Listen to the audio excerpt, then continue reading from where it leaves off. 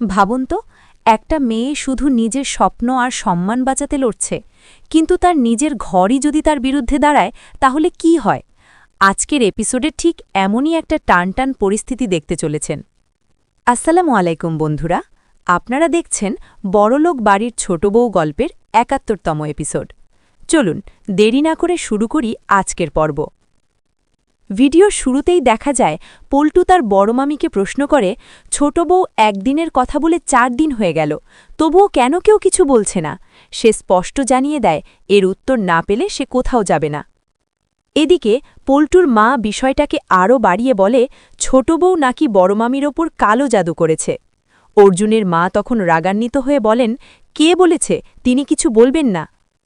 অন্যদিকে কাকিমণি অভিযোগ করে, ছোট বউ আসার পর থেকেই বাড়ির সব নিয়ম নষ্ট হয়ে গেছে।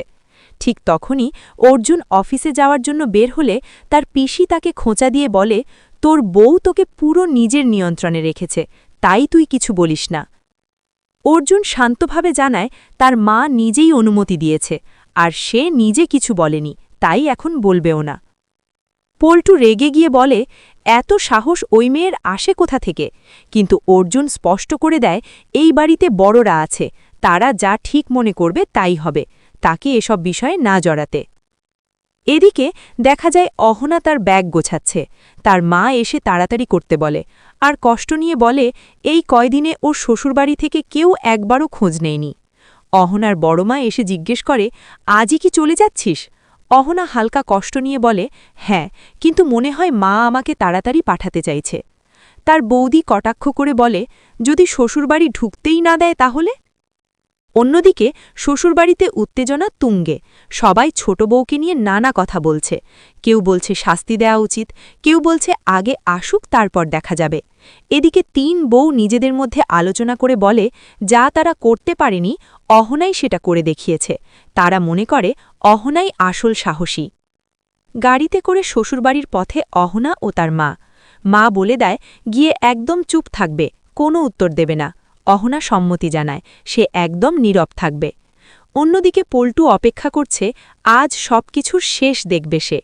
অবশেষে দরজায় কলিং বেল বাজে। পল্টু দরজা খুলে দেখে অহনা ও তার মা এসেছে, কিন্তু সে সরাসরি বলে দেয় এই বাড়িতে অহনার কোনো জায়গা নেই।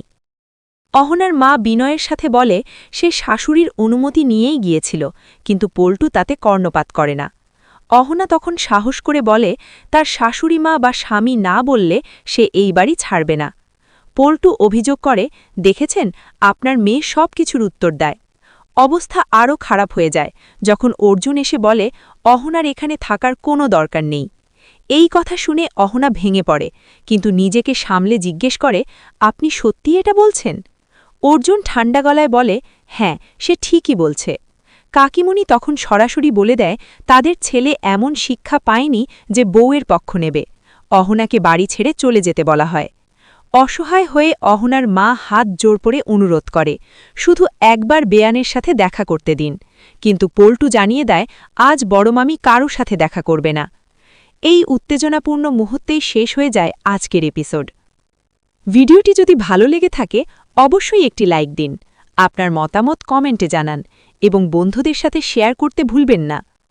পরবর্তী এপিসোড সবার আগে পেতে এখনই আমাদের চ্যানেলটি সাবস্ক্রাইব করে রাখুন। ধন্যবাদ।